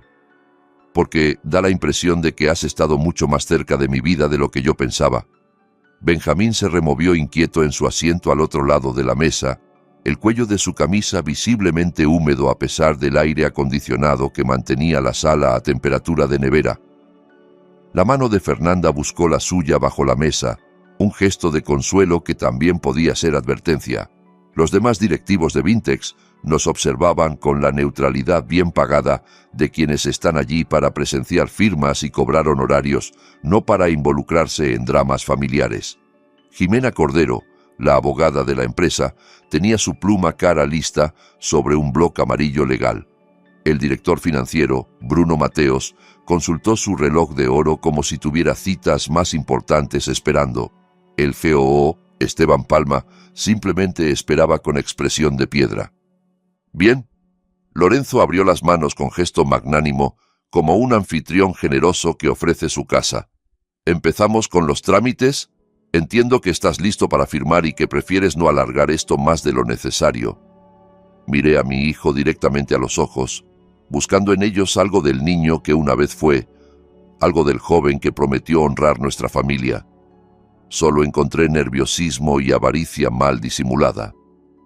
En un momento, respondí con calma. Antes me gustaría mantener una tradición familiar, si no les importa. Una tradición que me enseñó mi padre y que nunca he abandonado en 40 años de negocios. La sonrisa de Lorenzo se tensó apenas, como una máscara que empieza a agrietarse. Teodoro, no creo que sea el momento para... Solo una formalidad. Lo interrumpí, sacando las dos decantadoras del portafolio con movimientos lentos y deliberados. El cristal tallado atrapó la luz blanca de los fluorescentes del techo, proyectando arcoíris diminutos sobre la superficie pulida de la mesa. Mi padre me enseñó que nunca se cierra un trato importante sin compartir vino. Era la forma en que los Balmora honrábamos las alianzas, sellábamos los acuerdos, demostrábamos buena fe. Nada complejo, les aseguro, solo una pequeña prueba de los sentidos. Si Vintex va a adquirir el legado de mi familia, sus directivos deberían comprender qué hace especial a nuestro vino. ¿No les parece justo? Llené una copa con la primera decantadora, el líquido rubí deslizándose con la elegancia de 40 años de práctica, y se la acerqué a Jimena Cordero. La abogada la tomó con cautela, como si sospechara alguna trampa legal en el gesto. Reserva 2018. Anuncié con la autoridad de quien conoce cada botella de su bodega íntimamente. Producción limitada, solo 800 cajas. Dígame qué percibe, por favor. Ella acercó la nariz a la copa con el gesto típico de quien ha tomado cursos de cata en algún resort de fin de semana. Mora, dijo tras un momento. Definitivamente mora. Roble, bastante presente, y algo terroso, quizá trufa, no estoy segura. Exacto, asentí con aprobación. Tiene buen paladar. Serví para Bruno Mateos y Esteban Palma. Sus respuestas fueron similares, el vocabulario correcto de paladares que habían sido entrenados para parecer sofisticados. Cereza negra, dijo uno. Tabaco, añadió el otro. Entonces, tomé la segunda decantadora, la que contenía mi trampa, y la sostuve a la luz como si evaluara su claridad. «Y esto», dije con tono de misterio calculado, «es algo más raro. Algo que merece atención especial. Serví primero para Lorenzo. El líquido era de un dorado pálido, anodino, sin el brillo profundo de un vino de calidad. Lo acercó a la nariz con el gesto confiado de quien cree conocer todo sobre vinos y sobre la vida. Observé su rostro con atención microscópica, buscando el mínimo destello de reconocimiento, la más pequeña señal de alarma. Nada. Aspiró hondo, dejó que el aroma, o lo que él creía que era aroma, llenara sus fosas nasales y sonrió con satisfacción de conocedor. «Interesante», dijo. «Notas florales muy delicadas, casi etéreas. Madreselva, diría yo, con seguridad. Y un toque de pimienta blanca al final. Muy elegante». Sentí que el pecho se me endurecía de rabia contenida, pero mantuve la expresión neutral. Serví una copa para Benjamín y se la acerqué. «¿Y tú, hijo? ¿Qué hueles?» Su mano tembló visiblemente al tomar la copa. Sabía que algo no cuadraba, podía sentir la trampa cerrándose a su alrededor, pero no acertaba a identificar exactamente qué estaba mal. Sus ojos fueron de Fernanda a Lorenzo, buscando una señal, una guía, alguna indicación de cómo debía responder. «Roble», balbuceó al fin, pronunciando la palabra como si fuera una pregunta. «Roble, sí. Y cereza, quizá. Algo de tierra también. Es muy complejo». El mismo léxico dubitativo y genérico que siempre usaba cuando pretendía entender de vino sin tener la menor idea de lo que estaba saboreando. Dejé la decantadora sobre la mesa con suma delicadeza, como si contuviera explosivos. El silencio en la sala se podía cortar con un cuchillo. «Interesante», dije, dejando que la palabra flotara en el aire. «Muy, muy interesante. Porque lo que están oliendo ambos, lo que han descrito como madreselva y cereza y pimienta blanca, es residuo industrial de zinc, mezclado con un bloqueador de receptores de sulfito, el mismo compuesto químico que llevo 6 meses ingiriendo sin saberlo. El veneno diseñado específicamente para destruir mi paladar, mi olfato, mi capacidad de distinguir un gran vino de agua sucia». El silencio en la sala se volvió absoluto, tan denso que parecía tener peso físico. La pluma de Jimena se detuvo a medio trazo sobre el bloc amarillo. Bruno Mateos contuvo el aliento como si le hubieran dado un puñetazo en el estómago. Los ojos de Esteban Palma se abrieron de par en par, perdiendo por primera vez su expresión de piedra profesional. Lorenzo fue el primero en reaccionar, forzando una carcajada que sonó hueca en el espacio refrigerado. «Teodoro, eso es completamente absurdo. Evidentemente estás enfermo, confundido. Los médicos dijeron que tu condición afectaría tu juicio. Entonces dime, Lorenzo», lo interrumpí con voz de acero, «¿por qué describiste madreselva? ¿Por qué Benjamín dijo cereza?» Me volví hacia la abogada con expresión serena. «Jimena, usted identificó correctamente la reserva 2018. Los otros 2 directivos también acertaron. Ellos, en cambio», señalé a Lorenzo y a mi hijo, describieron este brebaje químico como si fuera vino fino porque sus narices funcionan perfectamente y aún así eligieron mentir. Mintieron confiados en que yo ya no podría notar la diferencia entre un Malbec de reserva y veneno industrial. Mi nariz dejó de funcionar, sí, pero no por la edad, gracias a ellos. El rostro de Benjamín se había puesto del color del papel de oficina, toda la sangre drenada hacia algún lugar invisible. «Papá, yo no sé de qué estás hablando. Esto es una locura». «¿No sabes de qué hablo?» Me incliné hacia adelante sobre la mesa, sintiendo que 40 años de autoridad respaldaban cada palabra. «¿No sabías que la división industrial de Vintex Global ¿Fabrica quelantes de zinc para uso agrícola? ¿No sabías que tu querido socio Lorenzo te ha estado suministrando exactamente el compuesto necesario para destruir los sentidos de un enólogo sin causarle la muerte inmediata? Fernanda se levantó de golpe, la silla raspando el suelo con un chirrido agudo. Esto es una locura absoluta. Nos vamos de aquí ahora mismo. Voy a llamar a nuestros abogados. Siéntate. Mi voz cortó el aire como una cuchilla recién afilada, con una autoridad que sorprendió incluso a mí mismo. Aún no hemos terminado. Todavía no hemos llegado a la parte más interesante de esta reunión. La mandíbula de Lorenzo se tensó visiblemente. Sus manos, que habían estado apoyadas con elegancia sobre la mesa, se quedaron absolutamente inmóviles, como las de un jugador de póker que acaba de recibir una mano desastrosa. Jimena dejó la pluma a un lado con un clic casi imperceptible, toda pretensión de tomar notas abandonada. «Señor Garrido», dijo con voz profesional pero tensa, «quizá deberíamos pausar esta reunión hasta que... lo que necesitan todos ustedes». La interrumpí, sacando un fajo grueso de papeles del portafolio y dejándolos caer sobre la mesa con un golpe sordo. «Es ver las pruebas». El rostro de Benjamín era ahora de un blanco cerúleo, el color de la nieve sucia. La máscara urbana y sofisticada de Lorenzo comenzaba a resquebrajarse visiblemente, dejando entrever algo frío y antiguo en el fondo de sus ojos, algo que reconocí de 30 años atrás, de la noche en que nuestra amistad terminó entre gritos y acusaciones. Pero yo apenas estaba empezando. Extendí los informes del laboratorio sobre la mesa, cada página un clavo más en el ataúd de sus planes. Diciembre del año pasado, zinc en sangre, 90 microgramos por decilitro, perfectamente normal para un hombre de mi edad. Golpeé con el dedo cada hoja mientras hablaba, puntuando mis palabras.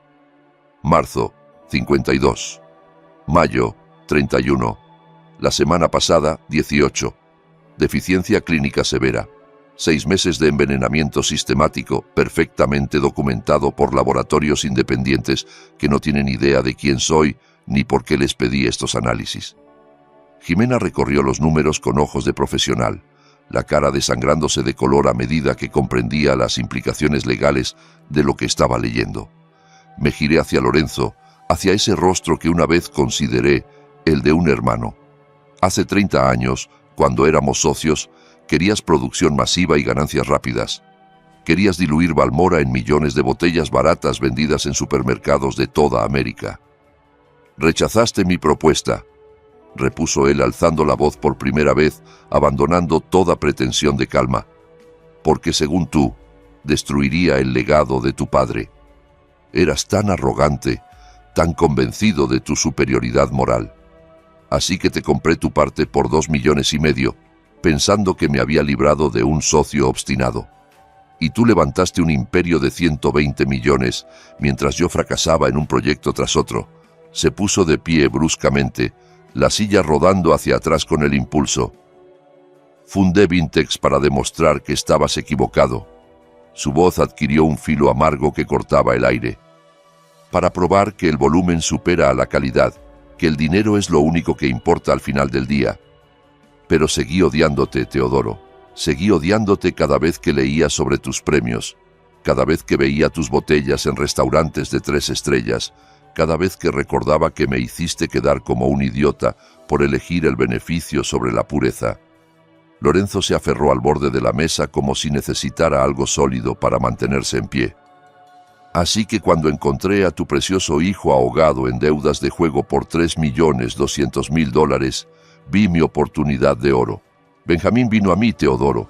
Vino arrastrándose, desesperado, ofreciéndome lo que fuera a cambio de dinero para pagar a sus acreedores antes de que le rompieran las piernas.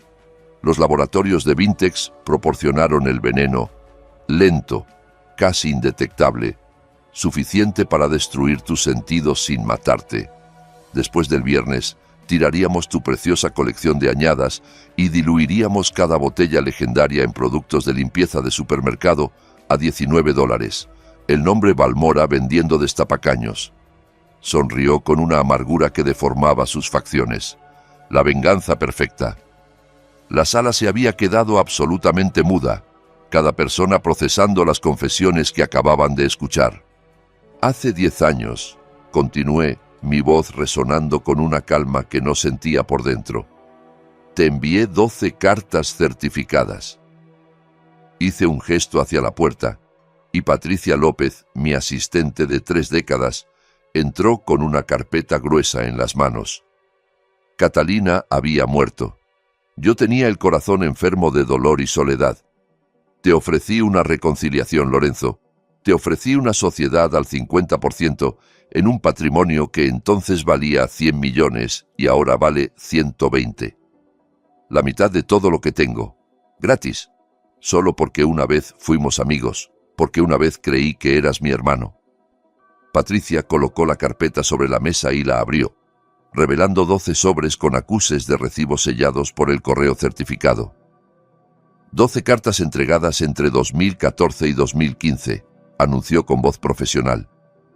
Todas firmadas como recibidas por personal de la oficina del señor Garrido. Ninguna respondida. El rostro de Lorenzo se volvió del color de la ceniza mojada, toda arrogancia drenándose de sus facciones. Intentaste reconciliarte, musitó Jimena, más para sí misma que para nadie. Intenté darte una redención, dije, sintiendo que cada palabra pesaba como piedra. Y estabas demasiado consumido por la envidia y la venganza para siquiera abrir los sobres. Dejé mi teléfono sobre la mesa y pulsé el botón de reproducción. La grabación que había hecho el miércoles mientras fingía dormir llenó la sala con la voz inconfundible de mi hijo. El viejo ya no puede saborear nada, está completamente acabado. El viernes cerramos el trato y después de eso es mío. Entran los camiones cisterna esa misma noche y tiran toda la colección directamente al desagüe. Vamos a convertir el legado sagrado de papá en materia prima para limpiador de baño. Risas crueles resonaron desde el altavoz. Mamá estaría de acuerdo con esto, ¿sabes? Ella siempre decía que él amaba más al vino que a nosotros. Pues bien, ahora ese vino va a terminar destapando inodoros. Justicia poética, ¿no te parece?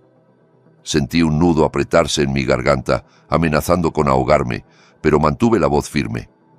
Catalina te amó más que a su propia vida, Benjamín. Te cargó 9 meses, te alimentó de su propio cuerpo, te veló durante cada fiebre de infancia, lloró cuando te fuiste a la universidad, rezaba por ti cada noche hasta el día de su muerte. Lo miré directamente a los ojos buscando al niño que había perdido en algún lugar del camino. Sus últimas palabras, las últimas palabras que pronunció en este mundo antes de cerrar los ojos para siempre, fueron: «Cuida de Benjamín». Me hizo prometérselo. Y yo se lo prometí, hijo. Esto que has hecho, esta traición, esta codicia, esta crueldad, esto la destrozaría. Gracias a Dios que no vivió para verlo. El rostro de Benjamín se desmoronó como un edificio demolido en cámara lenta, todas las defensas derrumbándose a la vez. Papá, yo no quería. Las deudas, ellos iban a matarme. Tuviste 10 años para honrar la memoria de tu madre. Mi voz casi se rompió, pero la mantuve firme por pura fuerza de voluntad. 10 años para convertirte en el hombre que ella creía que serías. Y elegiste esto. Elegiste el juego, elegiste las mentiras, elegiste envenenar a tu propio padre. Me incorporé de la silla, sintiéndome curiosamente ligero ahora que todo estaba dicho. ¿Querías la colección de añadas para destruirla? Pues bien, tengo noticias para ti. Martín Cruz y su equipo sacaron cada botella de la finca el jueves por la noche. Tus preciados camiones cisterna solo encontrarán agua teñida de rojo con colorante alimentario. La colección está a salvo, en un lugar donde nunca podrás encontrarla. Eso es imposible, susurró Benjamín, las palabras apenas audibles. Las bodegas estaban llenas. Yo las vi. Viste exactamente lo que quise que vieras, respondí.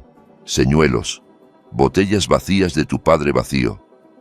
La puerta de la sala de juntas se abrió con un golpe sordo, y el comisario Jaime Porras entró flanqueado por 2 agentes de uniforme, sus pasos resonando en el silencio sepulcral. Benjamín Balmora, Lorenzo Garrido. Declaró con voz oficial que no admitía réplica. Quedan detenidos por los cargos de conspiración criminal, intento de homicidio en primer grado, fraude agravado y administración de sustancias nocivas. Tienen derecho a guardar silencio. Todo lo que digan puede y será usado en su contra. El chasquido metálico de los grilletes, cerrándose sobre las muñecas de mi hijo, pareció resonar más fuerte que cualquier palabra pronunciada en esa sala. Benjamín se desplomó en la silla sollozando, toda pretensión de dignidad abandonada. Fernanda gritaba algo sobre abogados y demandas, su voz aguda rebotando en las paredes de cristal. Lorenzo, en cambio, me sostuvo la mirada mientras los agentes lo esposaban y en sus ojos vi algo que se parecía extrañamente al respeto. Pude haber sido parte de algo grande 2 veces en mi vida, dijo con voz ronca mientras lo conducían hacia la puerta. 2 veces me ofreciste la mano y 2 veces la rechacé por orgullo y por rencor. Sí, respondí sintiendo el peso de décadas de historia compartida y desperdiciada. Pudiste haber sido mi socio, mi amigo, mi hermano. Elegiste ser mi enemigo. Se lo llevaron entre los 2 agentes, sus pasos alejándose por el pasillo hasta que el sonido del ascensor los tragó. La sala se vació rápidamente después de eso, Jimena recogiendo sus papeles con manos temblorosas, Bruno y Esteban murmurando excusas mientras huían hacia la puerta, Patricia guiándome hacia afuera con una mano firme en mi codo. Me quedé solo frente al ventanal panorámico del piso 15, contemplando los edificios del distrito financiero que se alzaban como monumentos a la ambición humana, reflejando el sol de mediodía en miles de ventanas de cristal. Había ganado, había salvado la bodega, destapado la conspiración, detenido a los culpables. Pero la victoria tenía un sabor amargo que ningún vino del mundo podría endulzar. Ese día había enterrado a mi hijo. No en un cementerio con flores y oraciones, pero lo había perdido igual, quizá de forma más definitiva. El niño que una vez cargué en brazos, el joven que prometió continuar mi obra, el hombre que debería haber sido mi orgullo, ahora caminaría esposado hacia una celda. Y yo caminaría solo hacia una casa vacía. 6 meses después, la primavera llegó al Valle de Mendoza como siempre lo hacía. Primero tímida, con brotes verdes asomando entre los sarmientos secos, luego de golpe, en una explosión de vida que transformaba los viñedos en mares de esmeralda bajo el sol de septiembre. Las vides no se detuvieron a lamentar traiciones ni a llorar hijos perdidos. Simplemente siguieron creciendo, buscando la luz, produciendo uvas, cumpliendo su naturaleza con la sabiduría silenciosa de lo que sabe existir sin complicaciones. Y yo descubrí, despacio y con dolor, que las personas también pueden hacerlo. El amanecer bañaba de oro los viñedos de Finca Balmora, mientras caminaba entre las hileras junto a Ana Beltrán, que ahora llevaba una libreta en una mano y una pequeña lupa de enólogo en la otra.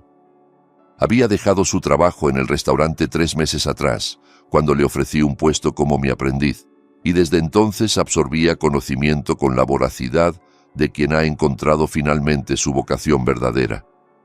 ¿Cómo sabes cuándo están listas las uvas para la cosecha?, me preguntó, deteniéndose frente a un racimo que brillaba con el rocío de la mañana. ¿Hay alguna fórmula? ¿Algún método científico? Acaricié las bayas con dedos que habían repetido ese gesto miles de veces a lo largo de 4 décadas, sopesando cada una, sintiendo su textura, su firmeza, su promesa. Las pruebas de laboratorio te dan números, respondí.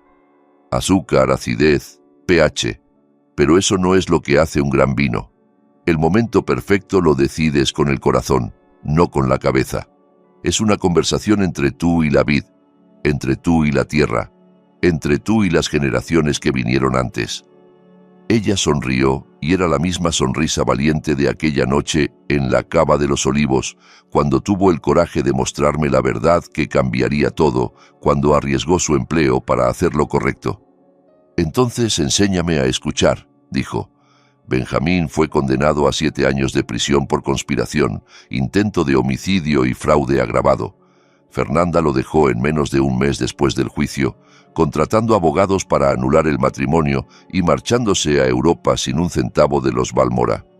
Lorenzo recibió 15 años por ser el cerebro de la operación, y Vintex Global se derrumbó en cuestión de semanas, con los accionistas huyendo del escándalo como ratas de un barco que se hunde. No fui a visitar a Benjamín en prisión. Quizá debería haberlo hecho. Quizá un mejor padre lo habría intentado.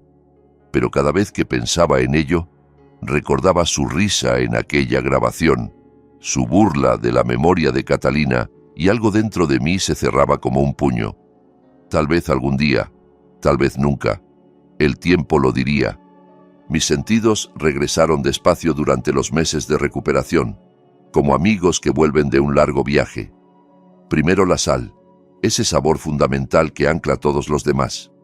Luego el dulzor, suave como un beso en la lengua. Y por último, gradualmente, todas esas notas complejas que había tardado 40 años en aprender a distinguir. El cedro y la mora del Malbec, el cuero y la tierra del Cabernet, la pimienta y la violeta del Tanat. Cada sabor recuperado era una victoria pequeña, una confirmación de que mi hijo no había logrado destruirme. Era como despertar de un sueño amargo para encontrar que el mundo seguía ahí, esperándome con paciencia. «Espérame aquí un momento», le dije a Ana esa mañana de primavera, sintiendo que había llegado el momento de cerrar un círculo. Caminé hasta el laboratorio de la casa de carruajes y volví con una botella polvorienta que había guardado en un lugar especial durante los últimos 6 meses. Reserva Balmora 1987, el año en que nació mi hijo, la añada que había reservado para celebraciones que nunca llegaron. Ana la tomó con reverencia, limpiando el polvo de la etiqueta con dedos cuidadosos. «Hice esta añada para celebrar su nacimiento», expliqué, sintiendo que las palabras me costaban más de lo que esperaba. La guardé 37 años esperando el momento perfecto. Ese momento no llegó como yo lo imaginé, pero quizá llegó de otra manera. Abrí la botella con el cuidado ceremonioso que mi padre me había enseñado, dejando que el corcho suspirara al liberarse después de casi 4 décadas de espera. Serví 2 copas, observando cómo la luz de la mañana se encendía en el líquido ámbar, revelando reflejos cobrizos que solo el tiempo puede crear. Ana levantó la suya con los ojos humedeciéndose, consciente del peso del momento. «Es preciosa», susurró después de aspirar el aroma que se elevaba de la copa. «Primero pruébala», insistí. «El aroma es solo la promesa, el sabor es la verdad». Ella dio un sorbo pequeño y observé cómo su expresión cambiaba. Primero sorpresa ante la complejidad, luego maravilla ante el equilibrio perfecto y finalmente una comprensión silenciosa de lo que significaba ese líquido, de los años de espera y esperanza que contenía cada gota. «Es perfecta», susurró bajando la copa. «No tengo palabras para describir lo que acabo de probar». «Sí, es perfecta». Le sostuve la mirada, sintiendo que tomaba una decisión que había estado madurando durante meses, quizá durante años. «Y ahora es tuya. Esta copa, esta bodega, todo este legado que mi familia construyó durante 3 generaciones. Todo es tuyo». Su mano tembló, casi derramando el vino. «Teodoro, yo no puedo aceptar esto. No llevo tu sangre. No tengo derecho». «No, Ana, no llevas mi sangre», respondí, y sentí que una paz extraña se instalaba en mi pecho mientras pronunciaba las palabras. «Pero eres mi heredera porque te lo has ganado. Me salvaste la vida aquella noche, cuando cualquier otro habría mirado hacia otro lado. Arriesgaste tu trabajo, tu seguridad, tu futuro, para hacer lo correcto cuando habría sido mucho más fácil no hacer nada. Sabes qué importa de verdad, la integridad sobre el beneficio, la calidad sobre la cantidad, la verdad sobre la conveniencia». Hice una pausa, mirando los viñedos que se extendían a nuestro alrededor. «Eso es lo que significa ser un Balmora. No es cuestión de apellido ni de genética. Es una promesa que haces con la tierra, con el vino, con todos los que vinieron antes y todos los que vendrán después. Es un compromiso de hacer las cosas bien, aunque nadie esté mirando». Ella se secó las lágrimas con el dorso de la mano, sin importarle que el gesto dejara rastros de tierra en sus mejillas. «No te voy a fallar, Teodoro, te lo juro por todo lo que es sagrado». «Lo sé», respondí simplemente. «Por eso te elegí». Miré hacia el horizonte, hacia el mar infinito de vides que se extendía hasta donde alcanzaba la vista. Durante 40 años creí que el legado era cuestión de sangre, de pasar algo a tus hijos biológicos simplemente porque compartían tu ADN. Catalina siempre supo más que yo, siempre fue más sabia en las cosas que realmente importan. «La familia no es biología», me dijo una vez mientras observábamos a Benjamín jugar en el jardín. «Es quien se queda cuando todo se complica, quien aparece cuando hace falta, quien cuida lo que amas como si fuera suyo». Entonces no entendí completamente lo que quería decir. Ahora lo entendía con una claridad que dolía. Alcé la vista al cielo que se aclaraba con el avance de la mañana, buscando entre las nubes alguna señal, alguna confirmación de que estaba haciendo lo correcto. «Cumplí mi promesa, Catalina», murmuré en silencio, sintiendo que las palabras flotaban hacia algún lugar donde ella pudiera escucharlas. Cuidé de nuestro hijo de la única manera que quedaba, deteniéndolo antes de que se destruyera por completo y destruyera todo lo que amamos. Y encontré a alguien digna de continuar lo que construimos juntos. Alguien que entiende que el vino es más que fermentación y química. Alguien que sabe escuchar a la tierra. Ana me tocó suavemente el brazo, trayéndome de vuelta al presente, a los viñedos, a la mañana que se desplegaba a nuestro alrededor con toda su promesa de vida nueva. «¿Cuál es tu sueño ahora, Teodoro?», preguntó. «Después de todo lo que has vivido, después de todo lo que has perdido y ganado, ¿qué es lo que realmente quieres?». Observé las vides estirándose hacia el sol con esa hambre de luz que ninguna traición podía apagar. Pensé en venenos disfrazados de vitaminas, en traiciones escondidas tras almuerzos de domingo, en un hijo que había usado la memoria de su madre muerta para justificar su propia codicia. Pensé también en el video de seguridad, en la risa cruel, en los planes de convertir mi obra en limpiador de baño. Y luego pensé en Ana, en Martín, en todos los que se habían quedado cuando las cosas se complicaron.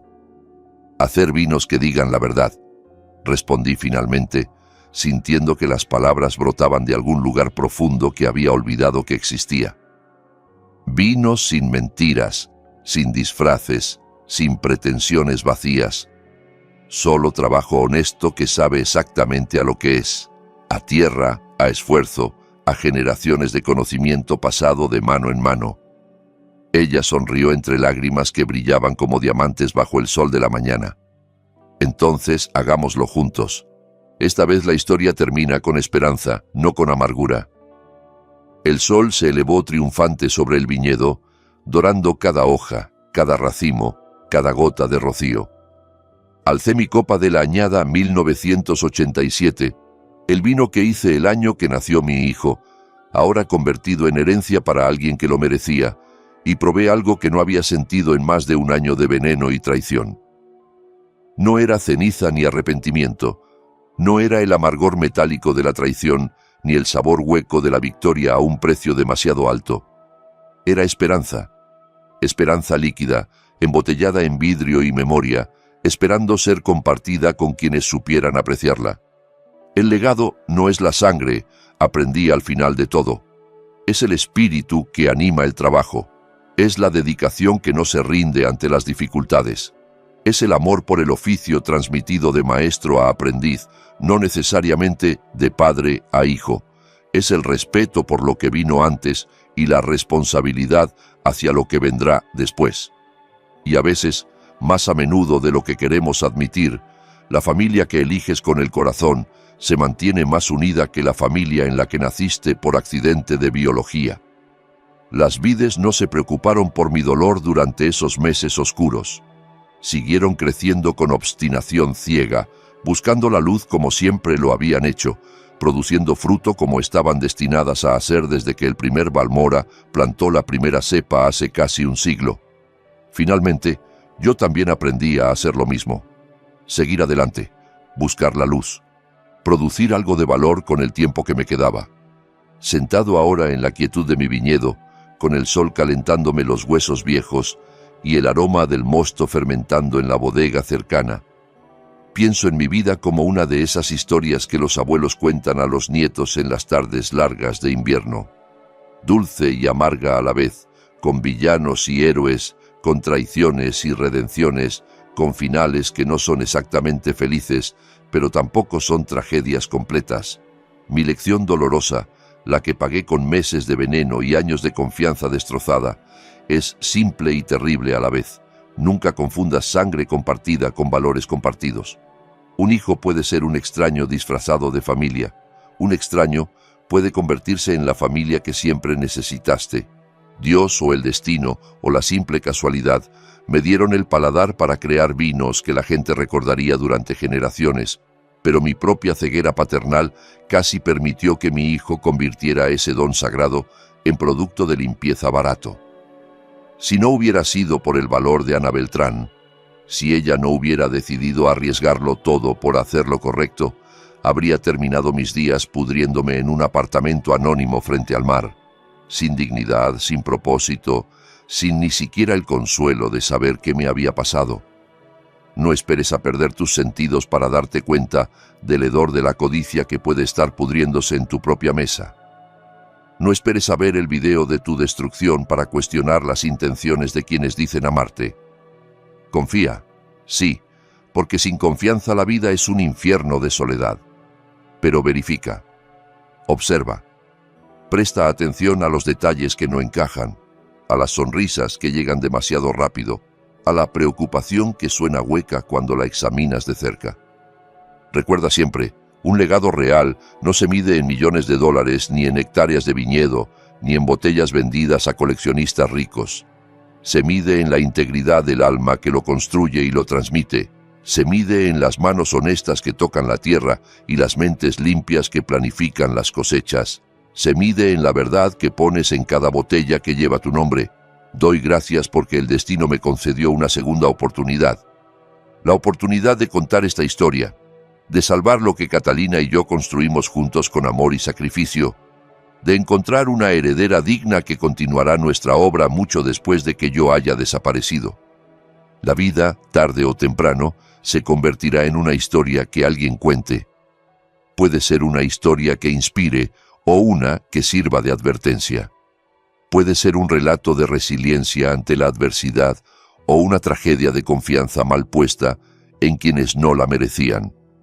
Tú decides qué historia será la tuya con cada decisión que tomas, cada persona en quien confías, cada valor que defiendes, incluso cuando sería más fácil rendirse. Yo elegí pelear. Elegí la verdad sobre la comodidad, la justicia sobre la paz familiar, el legado sobre la sangre. No sé si fue la decisión correcta. Hay noches en que todavía me despierto pensando en Benjamín niño, en sus primeros pasos entre las barricas, en su risa cuando lo alzaba hacia las estrellas después de una vendimia exitosa. Esas noches son largas y oscuras, pero las mañanas llegan igualmente, y con ellas el sol sobre los viñedos, y el trabajo que espera, y Ana aprendiendo a escuchar lo que la tierra tiene que decir. ¿Qué piensas del destino de mi familia? ¿Habrías hecho lo mismo en mi lugar o habrías elegido otro camino? Déjalo en los comentarios, porque las historias existen para ser compartidas y discutidas, para que otros aprendan de nuestros errores y nuestros aciertos. Comparte este relato con quienes creas que necesitan escucharlo, con los padres que confían ciegamente, con los hijos que olvidan de dónde vienen, con todos los que todavía creen que la familia es solo cuestión de sangre.